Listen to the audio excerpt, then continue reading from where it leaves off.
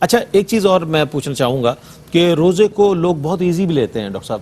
کہ ڈاکٹر صاحبزادہ فرید الدین قادری صاحب تشریف فرمائے، تو میں چاہتا ہوں آپ اس حوالے سے کچھ رہنمائی فرمائیے گا اس پر جو وعید شدید ہے، یعنی کہ روزہ نہ رکھنے والوں کے حوالے سے، چونکہ پان بھی چل رہا ہے، گٹکا بھی چل رہا ہے، چھپ چھپا کے کیبنز میں چائے بھی چل رہی ہے، برگر بھی چل رہا ہے، روزہ ہے جناب ان لوگوں کا، ہمارا نہیں ہے، تو اس حوالے سے روزے کے تاریخ بھی بہت سارے سامنے آتے ہیں، کیا فرمائیے گا وعید کے حوالے سے؟ دیکھیے چونکہ یہ جیسا کہ میں نے عرض کیا تھا کہ یہ فرض روزہ ہے، تو احکام جو ہیں ہمارے دین میں فرض کے کچھ اور ہوتے ہیں، اسی طرح نفل کے کچھ اور ہوتے ہیں، لیکن چونکہ یہ فرض روزہ ہے اور فرض روزہ اگر کوئی معاذ اللہ جان بوجھ کر ترک کر دیتا ہے تو پھر وہ تو گناہ کبیرہ میں شامل ہے۔ اور ایک چیز اور ہے، خدا نخواستہ انکار، ترک میں اور انکار میں ایک فرق ہوتا ہے، انکار تو پھر وہ کفر تک پہنچتا ہے، لیکن اگر ویسے کوئی ترک کر رہا ہے کہ تندرست بھی ہے پھر بھی روزہ نہیں رکھ رہا اور اللہ تبارک و تعالی نے اس کو صحت عطا فرمائی ہے پھر بھی روزہ نہیں رکھ رہا،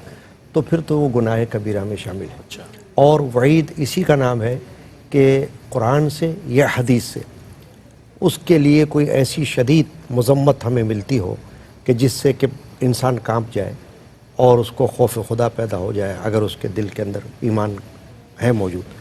تو چونکہ جیسا کہ آپ نے یہ ابھی فرمایا کہ کوئی لوگ روزہ رکھ بھی رہے ہیں تب بھی ادھر ادھر کر رہے ہیں، تو وہ آداب کے بھی خلاف ہے۔ مثال کے طور پر اگر ایک شخص واقعی روزہ نہیں بھی رکھ سکتا کسی بیماری کے عذر، تب بھی روزے کا ادب یہ ہے کہ علی الاعلان کھانا پینا چھوڑ دے، ایسا نہ کرے کہ کہیں بازار میں جا رہا ہے تو وہاں بھی کھا رہا ہے اور یہ کہہ رہا ہے بھائی میں تو بیمار ہوں تو مجھے تو چھوٹ ملی ہوئی ہے۔ تو چھوٹ کا مطلب یہ نہیں کہ آپ دوسروں کے روزوں کو جو ہے وہاں پر نقصان پہنچائے اور اس کو جو ہے وہاں پر سامنے ان کے کھانا پینا کریں، یا اس طرح بھی نہیں ہے کہ اگر آپ نے روزہ نہیں رکھا کسی بھی وجہ سے کہ جو آپ کو شرعی عذر اگر ہے تو بھی ادب اس کا یہی ہے کہ آپ ایسی احتیاط برتیں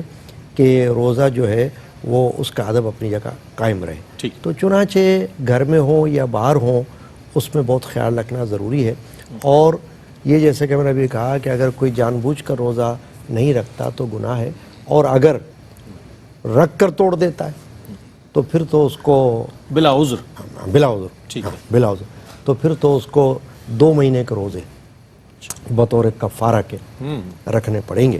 یعنی کہ یہ ایک روزے کے عوض میں 2 مہینے کے روزے اس کو رکھنے پڑیں گے۔ لہٰذا یہ اسی لیے کیا گیا ہے کہ لوگوں کے اندر اس کے لیے خوف پیدا ہو جائے، وہ اس کو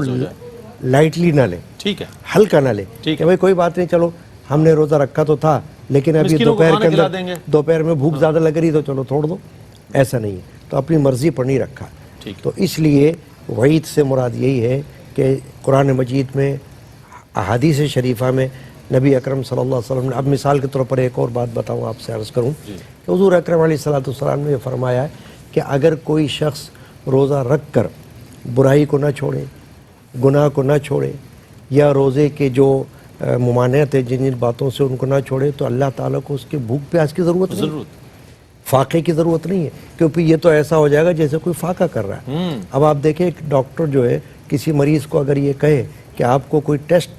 کروانا ہے، اس کے لیے آپ کو 12 گھنٹے کے لیے کھانا پینا چھوڑنا پڑے گا، تو وہ 12 گھنٹے کا اس کو ثواب تو نہیں ملتا کیونکہ وہ روزہ تو نہیں رکھ رہا نا، وہ تو اپنے بیماری کی وجہ سے ٹیسٹ کرانے کے لیے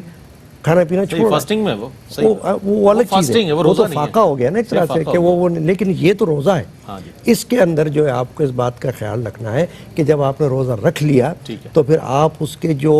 لوازمات ہیں اس کو مد نظر رکھیں۔ تو وعید یہی ہے کہ اگر آپ نے اس کو مد نظر نہیں رکھا تو پھر اس پر گناہ ہے۔